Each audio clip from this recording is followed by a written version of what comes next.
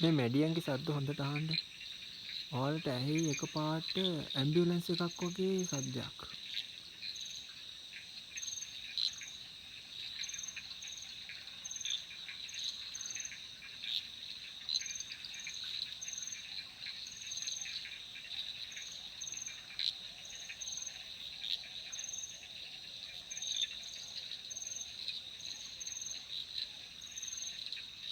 ඒ තමයි ලංකානෙක්ටස් ගුරු කාටස්.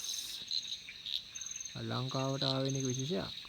එයාලගේ විශේෂ දෙකක් තියෙනවා. එක්කෙනෙක් ලංකානෙක්ටස් ගුරු කාටස් අනිත් එක්කෙනා ලංකානෙක්ටස් පේරු.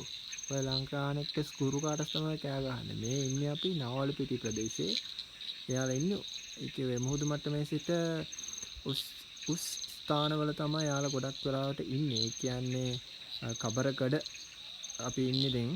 මේ ඉතින් මේ ප්‍රදේශයේ ගොඩක් වෙලාවට මේ වැඩි විශේෂ ඉන්නවා මේ ගොඩක් ඉන්නවා. ඒ වුණාට මේ ගොඩක් අඩුයි. මේ හරිම උඩ රට ප්‍රදේශවල ඉන්න.